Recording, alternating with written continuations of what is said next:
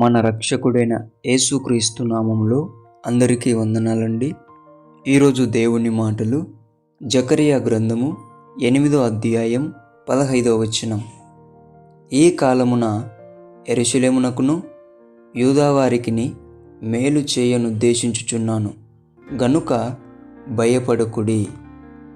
ప్రియమైన దేవుని బిడ్డలారా, దేవుడు యెరూషలేము వారికిని యూదావారికిని మేలు చేయాలనుకుంటున్నాడంట. ఆ సమయంలో ఏమంటున్నాడు? భయపడకండి అని దేవుడు వారిని ధైర్యపరుస్తున్నాడు.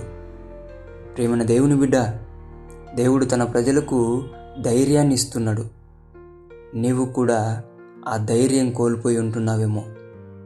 నీవు గనక యేసును సొంత రక్షకునిగా అంగీకరించినట్లయితే, నీవు యేసయ్య రక్తంలో కడగబడి ఉంటే, దేవునికి నీవు కూడా కుమారుడవే, నీవు కూడా కుమార్తెవే.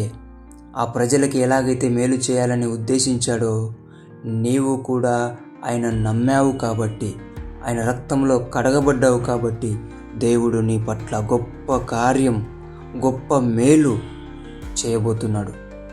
కాబట్టి నా కుమార్తె, నా కుమారుడా, భయపడుకోము అని దేవుడు సెలవిస్తున్నాడు.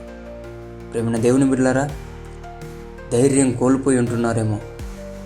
ధైర్యం తెచ్చుకోండి. నా దేవుడు ఉన్నాడు నాకు అని ప్రార్థించండి. నా దేవుడికి నేను ప్రార్థిస్తే ఏదైనా ఇస్తాడని ధైర్యం తెచ్చుకోండి. ఖచ్చితంగా దేవుడు నీ జీవితానికి మేలు చేయబోతున్నాడు. ఎందుకు పనికిరాని జీవితం అని నీవు అనుకుంటున్నావేమో, అందరికీ పనికొచ్చే విధముగా నీ జీవితాన్ని నిలబెట్టబోయే మేలు చేయబోతున్నాడు. దేవునికే మహిమ కలుగునుగాక.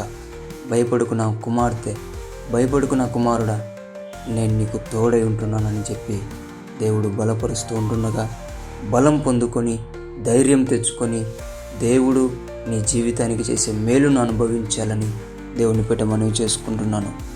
దేవుడి మాటలను జీవించునుగాక. ఆమేన్. ప్రార్థిద్దాం. యేసయ్యా, మీకు వందనాలు నాయనా. ఎవరైతే నీ బిడ్డలు, నీవు మేలు చేయాలని ఉద్దేశించిన నీ బిడ్డలు ధైర్యం కోల్పోయి ఉంటున్నారో, వారిని ధైర్యపరిచి వారి జీవితాలలో జరగవలసిన మేలులను యేసు నామములో నీవు జరిగించమని ప్రార్థిస్తున్నాం తండ్రి. ఆమేన్.